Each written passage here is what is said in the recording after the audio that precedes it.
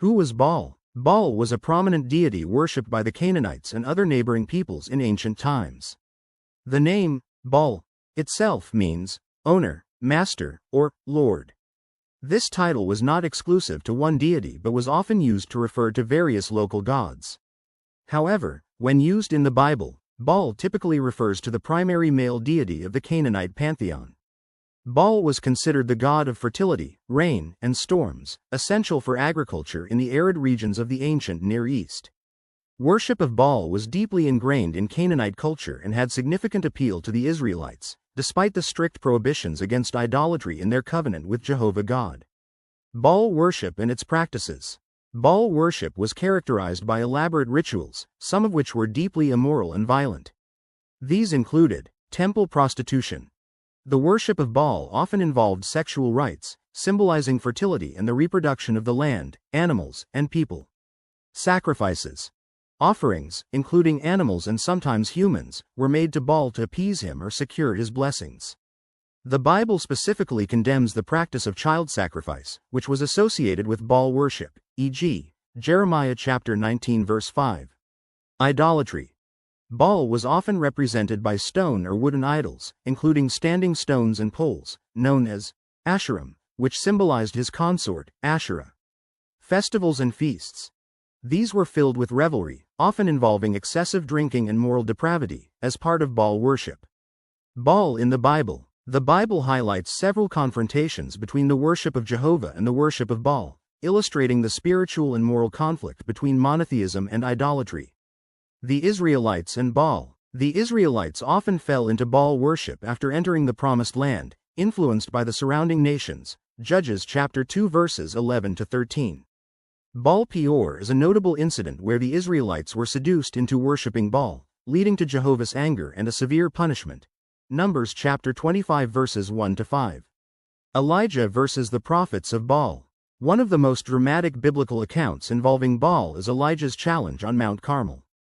Elijah confronted 450 prophets of Baal, proving Jehovah as the true God by calling down fire from heaven, whereas Baal's prophets were powerless. 1 Kings chapter 18 verses 16 to 40. Jehu's actions. King Jehu eradicated Baal worship from Israel by destroying Baal's temple and killing its priests, as part of a broader effort to restore pure worship. 2 Kings chapter 10 verses 18 to 28. Why was Baal worship so dangerous? From the perspective of Jehovah's Witnesses, Baal worship was more than just a competing religion. It was a direct affront to Jehovah's sovereignty and a corruption of true worship. It promoted immorality, violence, and practices abhorrent to Jehovah, such as child sacrifice. Moreover, Baal worship often appealed to the Israelites' fleshly desires, making it a recurring temptation. Jehovah's Witnesses emphasize that the warnings against Baal worship serve as a timeless reminder for Christians today to remain loyal to Jehovah and avoid any form of idolatry or compromise with worldly practices.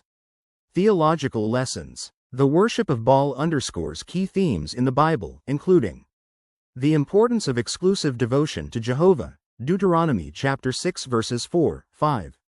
The consequences of idolatry and moral unfaithfulness. Jehovah's power and willingness to defend his sovereignty and people, as seen in Elijah's confrontation with Baal's prophets.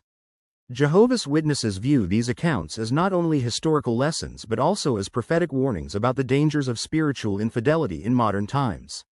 They stress the need to identify and avoid Baal-like influences, such as materialism, false religion, or any form of idolatry. Modern application. Jehovah's Witnesses encourage adherents to remain vigilant against the subtle forms of idolatry present in contemporary society. These could include putting undue trust in wealth, political systems, or human institutions instead of Jehovah. By examining the historical accounts of Baal worship, witnesses aim to strengthen their resolve to remain spiritually pure and loyal to Jehovah. For those seeking more information, articles and publications on jw.org delve deeper into Baal's historical context, archaeological findings, and the theological implications of his worship. This detailed examination of Baal reflects the Jehovah's Witnesses' commitment to understanding biblical history and applying its lessons to modern life. Their teachings highlight the spiritual warfare between true worship and false worship, urging adherence to Jehovah's principles.